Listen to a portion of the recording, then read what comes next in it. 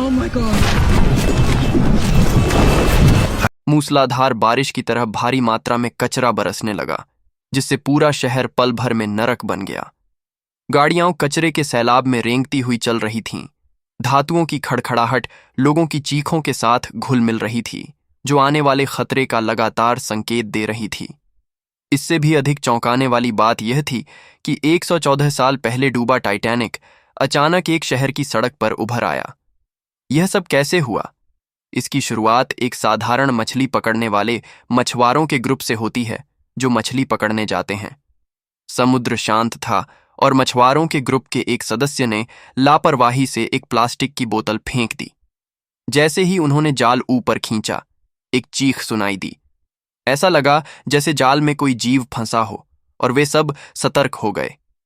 फिर सीन पास के समुद्र तट पर शिफ्ट होता है, जहां सैन्य कर्मियों का एक दल एक छोटे से मछुआरे गांव में पहुंचता है, जहां कुछ देर इन्वेशन करने के बाद वे अपने मिशन के लक्ष्य को ढूंढ लेते हैं, वह रहस्यमय जीव जिसे मछुआरों ने पहले पकड़ा था। उन्होंने कुछ पैसे कमाने की उम्मीद में उसकी बेरहमी से हत्या कर दी थी और उसकी बॉडी को गांव ले आए थे।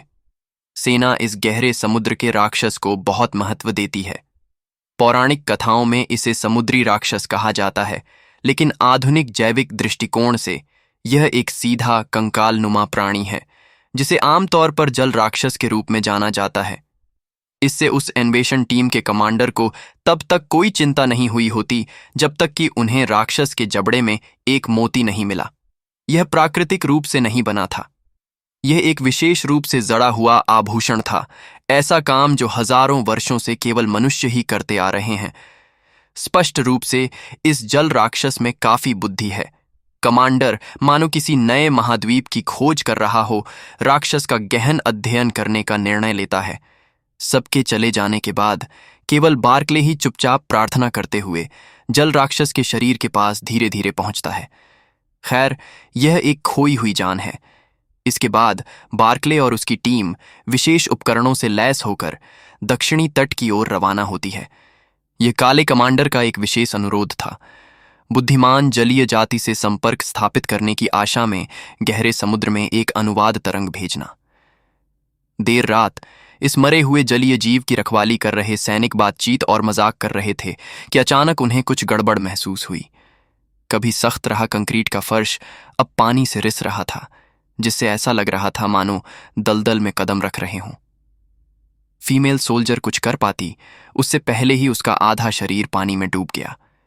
उसके साथी ने घबराकर उसकी मदद करने की कोशिश की, लेकिन कोई फायदा नहीं हुआ। तभी एक काले हाथ ने उसे भी दलदल में खींच लिया। जमीन हिल उठी और एक काली आकृति उछलकर बाहर आई और लटकते हुए जल दैत्य के शव को उठा लिया। बेस में अलार्म बजने लगे और सो रहे सैनिक अपने तंबुओं से बाहर भागे। जब वे घटनास्थल पर पहुंचे तो उन्होंने पाया कि जल जीव का शरीर 2 गार्डों के साथ गायब हो चुका था। पहले नरम रहा दलदल फिर से सख्त हो गया था। बार्कले ने अपने पैरों के नीचे की इस असामान्य स्थिति को देखा और जमीन से एक कुर्सी खींची। कमांडर ने वॉकी टॉकी पर अपने 2 लापता साथियों को फोन करने की कोशिश की, लेकिन इसके बजाय उसे अपने पैरों के नीचे एक हल्की सी आवाज सुनाई दी। उसने अविश्वास से दोबारा फोन किया, यह पुष्टि करते हुए कि वॉकी टॉकी फर्श के नीचे दबा हुआ था। कई लोगों ने अपनी उंगलियों से सूखी मिट्टी खोदी और एक मुड़ा हुआ हाथ पाया। बार्कले समुद्र तट पर बैठा रहा, काफी देर तक शांत नहीं हो पा रहा था। यह पहली बार था जब उसने किसी डेड बॉडी का सामना किया था और उसके दिल का डर कम नहीं हो रहा था। हालांकि कमांडर उलझन में दिख रहा था। वे संयुक्त राष्ट्र की खुफिया एजेंसी से थे, जो कि वैज्ञानिक व्याख्या से परे हर तरह की रहस्यमय घटनाओं को संभालने में माहिर थे। तर्कसंगत रूप से उन्हें खूनी और विचित्र दृश्यों का आदी होना चाहिए था। बार्कले को सच कबूल करना पड़ा। वह वास्तव में विभाग में सिर्फ एक क्लर्क था। मूल रूप से नियुक्त एग्जीक्यूटर छुट्टी पर चला गया था, इसलिए बार्कले को जबरदस्ती उसकी जगह काम पर लगाया गया था। उसे वैकल्पिक सूची में इसलिए रखा गया था क्योंकि एक सहकर्मी को प्रसव के दौरान अपने बच्चे के साथ रहने के लिए जल्दी जाना पड़ा था, इसलिए बार्कले को मदद के लिए बुलाया गया था। अब वह लगभग पीड़ा में था। उसे कोई प्रोफेशनल ट्रेनिंग नहीं मिली थी और वह इन खतरनाक स्थितियों को संभालने में पूरी तरह असमर्थ था। हालांकि कमांडर ने उससे कहा कि इतिहास अनगिनत दुर्घटनाओं से बना है और सभी महान घटनाएं आम नागरिकों की उपस्थिति में ही घटित होती हैं। उसके शब्दों से यह आभास होता था कि वह बार्कले को रोकना चाहता है। बर्कले काफी देर तक चुपचाप बैठा रहा। महिला कप्तान ने तुरंत उसके लिए रास्ता साफ किया। जलीय जीव कोई जंगली जानवर नहीं थे जिन्हें मार डाला गया हो। वे मनुष्य के आने से पहले पृथ्वी पर रहते थे, लेकिन लगभग 1000 वर्षों से समुद्र की गहराई में हाइबरनेशन में थे। किसी कारणवश हाल ही में उनकी उपस्थिति बढ़ गई थी। दरअसल खुफिया एजेंसी ने जलीय जीवों के अस्तित्व का पता बहुत पहले ही लगा लिया था, लेकिन इसे गुप्त रखा था। कुछ हद तक अगर जलीय जीव हाइबरनेशन में न गए होते तो शायद मनुष्य पृथ्वी में इतनी तरक्की नहीं कर पाते। अचानक उसने अपने साथियों की चीखें सुनी। अचानक एक जलीय जीव वहां आया गया था। सभी सैनिक तैयार खड़े थे, जबकि बार्कले अपनी नोटबुक में नोट्स लेते हुए अपने काम पर लौट गया। जैसे ही दोनों पक्ष आमने सामने आए, काला कमांडर आगे बढ़ा। उसने सैनिकों को अपने हथियार डालने का इशारा किया और ट्रांसलेटर मशीन को चालू करने को कहा। कमांडर ने पहले सद्भावना व्यक्त की और जलीय जीवों के साथ शांति वार्ता करने की उम्मीद जताई। जलीय जीव ने अपने गले से अजीबोगरीब आवाजें निकाली। मशीन ट्रांसलेशन के बाद पता चला कि वह अपने लोगों की हत्या के लिए मनुष्यों को दोषी ठहरा रहा था। कमांडर ने तुरंत जवाब दिया कि जलीय जीवों ने भी 2 मानव सैनिकों को मारा था, इसलिए मामला बराबर हो गया था और अब बैठकर बातचीत करने का समय था। अचानक जलीय जीव उत्तेजित हो गया। ट्रांसलेटर ने संकेत दिया कि वह पूरी मानवता के साथ बातचीत करना चाहता है। जैसे ही सभी लोग उसके शब्दों के छिपे अर्थ पर विचार कर रहे थे, अचानक उनके फोन बजने लगे। पता चला कि जलीय जीव एक साथ पूरी दुनिया में प्रकट हो गए थे, मानो वे मरे हुए लोगों के लौटने की आभा लिए हुए हों और दुनिया में उन्हीं का राज हो। जलीय जीवों के सार्वजनिक रूप से प्रकट होने से तुरंत ही पूरी दुनिया में हंगामा मच गया। उनके इरादों का तुरंत पता लगाने के लिए ब्रिटिश गवर्नमेंट ने पहल की और कुछ ही दिनों में एम्पायर स्टेट बिल्डिंग की नहरों से जुड़ने वाली एक पाइपलाइन का निर्माण किया। यही मानवता और जलीय जीवों के बीच पहली औपचारिक बैठक का स्थान बना। खुफिया एजेंसी कार्यबल की कमांडर इन चीफ केट को इन वार्ताओं के लिए मुख्य प्रतिनिधि के रूप में चुना गया था। यद्यपि वे किसी राष्ट्र से संबंधित नहीं थे, फिर भी वे इस समय पृथ्वी पर मौजूद सभी जीवों की साझा इच्छा का प्रतिनिधित्व कर रहे थे। वार्ता शुरू होने से पहले तकनीशियनों ने द्वार खोले और पाइपों में पानी भरना शुरू कर दिया। टैंक पूरी तरह भर जाने के बाद सभी ने मॉनिटरों के माध्यम से कई जलीय जीवों को हॉल की ओर तेजी से तैरते हुए देखा। सबसे पहले प्रकट होने वाले जलीय जीव सम्मानपूर्वक और गरिमा के साथ गार्ड ऑफ ऑनर की तरह अपनी जगह पर खड़े हो गए। फिर 2 विशाल, कुछ हद तक मांसल गहरे समुद्र की मछलियां दिखाई दीं। अंत में इन वार्ताओं के मुख्य प्रतिनिधि प्रकट हुए। सभी की उत्सुक निगाहों के बीच इस जलीय जीव ने धीरे धीरे अपना स्वरूप प्रकट किया, जो अपने जैसे अन्य जीवों की तुलना में अधिक मानवीय प्रतीत हो रहा था। यहां तक कि उसके भाव भी अधिक विविध थे, जो स्पष्ट रूप से उसकी बुद्धिमत्ता को दर्शाते थे। उपस्थित लोगों ने यह भी देखा कि जलीय जीव समुद्री जल के बाहर भी स्वतंत्र रूप से सांस ले सकते थे। इस द्वैतवादी विशेषता का अर्थ था कि उनमें सतह पर जाने की क्षमता थी। मीटिंग हॉल में चर्चा की हल्की फुसफुसाहट हुई। मानव प्रतिनिधि डॉक्टर जोनाथन ने सबसे पहले बोलते हुए जल जीवों के आगमन का स्वागत किया। वह एक लंबा भाषण देने ही वाले थे कि जलमानव प्रतिनिधि ने उन्हें बीच में ही रोक दिया। यह अप्रत्याशित था कि उन्होंने मानव भाषा सीख ली थी। ऐसा लग रहा था कि मनुष्यों के प्रति उनकी समझ उम्मीद से कहीं अधिक थी। जोनाथन ने तुरंत विषय बदलते हुए कहा कि उन्होंने जलमानवों के लिए एक उपहार तैयार किया है। पृथ्वी के सबसे ऊंचे स्थान माउंट एवरेस्ट से लाया गया एक रोडोडेंड्रॉन, जिसकी सुगंध अद्वितीय है। जोनाथन का मूल उद्देश्य इसका उपयोग भूमि पर रहने वाले मनुष्यों की श्रेष्ठता को उजागर करने के लिए करना था। जलमानव प्रतिनिधि ने भी एक उपहार तैयार किया, जो लुआन नामक एक निर्जीव जलीय जीव निकला। उनका स्वर क्रोध से भरा था।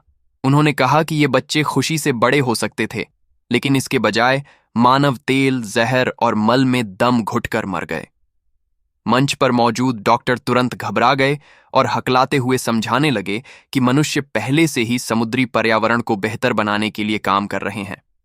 हालांकि जलमानव प्रतिनिधि ने गुस्से से घोषणा की कि वह अब उनसे बातचीत नहीं करना चाहते।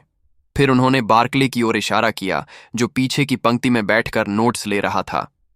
सभी लोग मुड़कर देखने लगे, यह सोचकर कि जलीय जीव ऐसे किसी साधारण व्यक्ति को क्यों चुनेंगे। तभी उन्होंने प्रतिनिधि को अपनी उंगली हल्के से थपथपाते देखा और कंप्यूटर स्क्रीन पर जलीय जीव के शव के सामने प्रार्थना करते हुए बार्कले की छवि दिखाई दी। उनका मानना था कि केवल वही लोग जो मृतकों का सम्मान करते हैं, जलीय जीवों के साथ बातचीत में मनुष्यों का प्रतिनिधित्व करने के योग्य हैं। यहां तक कि बार्कले को भी विश्वास नहीं हो रहा था कि वह, एक अज्ञात नागरिक कर्मचारी, पूरे ग्रह पर ध्यान का केंद्र बन गया है। केट भी अचंभित थी। बार्कले का एक भी गलत शब्द दोनों जातियों के बीच युद्ध भड़का सकता था। हालांकि जलीय प्राणी का रवैया असामान्य रूप से दृढ़ था। उन्होंने कहा कि वे केवल बार्कले के विचार और राय सुनना चाहते हैं। इस साधारण व्यक्ति को जलमानवों के सामने पूरी मानवता का प्रतिनिधित्व करने के लिए मजबूर किया गया था और उसने एक अच्छा सूट भी तैयार नहीं किया था। जलीय प्रतिनिधि ने दोहराया, मैंने आपको आपकी मानवता और करुणा के कारण चुना है। बार्कले ने अपना सिर हिलाया, यह मानते हुए कि वह पूरी मानवता का प्रतिनिधित्व नहीं कर सकता। आखिरकार वह तो बस एक महत्वहीन व्यक्ति था। जलीय प्रतिनिधि बार्कले का अर्थ तुरंत समझ गया और उसने इस बात पर जोर दिया कि बातचीत पूरी दुनिया के सामने होनी चाहिए, यह स्पष्ट करते हुए कि आम लोगों को भी बोलने का अधिकार है।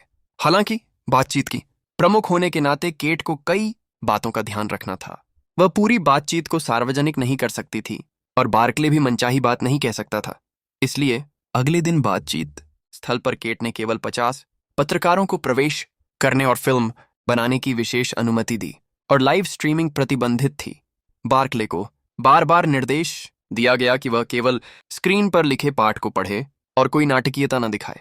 जैसे ही विशाल पाइप में फिर से पानी भरा गया, जलीय वार्ताकार निर्धारित समय पर पहुंच गए। बार्कले पिछले दिन की तुलना में कहीं अधिक शांत था और उसने टेलीप्रॉम्प्टर से धारा प्रवाह अभिवादन किया। जैसे ही वह मानवता की मांगों को पढ़ने वाला था, जलीय प्रतिनिधि ने अचानक बीच में ही टोकते हुए कहा कि उसे एक गिलास पानी चाहिए और विशेष रूप से इस बात पर जोर दिया कि यह पानी ही होना चाहिए। विशेषज्ञ और नेता इतने सरल अनुरोध को अस्वीकार नहीं कर सके। सैनिकों की एक टुकड़ी को तुरंत नदी किनारे भेजा गया और बार्कले को नदी का गंदा पानी पिलाया गया। जलीय प्रतिनिधि ने फिर अगली मांग रखी, बार्कले नदी का पानी पिए। प्याले में मौजूद पीले रंग के कणों को देखकर बार्कले के चेहरे पर बेहद जटिलता के भाव थे। इसी क्षण मॉनिटर पर नवीनतम निर्देश प्रदर्शित हुए। बार्कले ने सुझाव दिया कि पीने से पहले पानी को कीटाणु रहित किया जाना चाहिए और फिर से प्रदूषण का मुद्दा उठाने लगे। जलीय प्रतिनिधि ने बीच में ही टोकते हुए कहा कि वह नेताओं की बयानबाजी नहीं सुनना चाहते और बार्कले को कठपुतली नहीं बनना चाहिए। बार्कले कुछ देर चुप रहे और अंत में उन्होंने फैसला किया, अपने हेडफोन उतारकर अपने मन की बात कहने का। उन्हें लगा कि मानवता बहुत मूर्ख और स्वार्थी है, जो अल्पकालिक लाभ के लिए पृथ्वी को विनाश की कगार पर धकेलने को तैयार है। यहां तक कि उनकी बातचीत के दौरान भी अनगिनत कारखाने नदियों और महासागरों में दूषित पानी बहा रहे थे। इन शब्दों ने जलीय प्रतिनिधि को बहुत प्रभावित किया। बार्कले को लगा कि उसका प्रदर्शन एकदम सही था, लेकिन जब वह मुड़ा तो उसने पाया कि पूरा स्थान सन्नाटे में डूबा हुआ था। यहां तक कि बातचीत भी रोकनी पड़ी। बार्कले के भावपूर्ण शब्दों ने निस्संदेह मानवता को एक बेहद प्रतिकूल स्थिति में डाल दिया था। टास्क फोर्स ने स्थिति को कहीं और मोड़ने का फैसला किया। उन्होंने जलजनों की शारीरिक विशेषताओं का अध्ययन शुरू किया, यहां तक कि मृत जलजनों के अंडों की भी जांच की।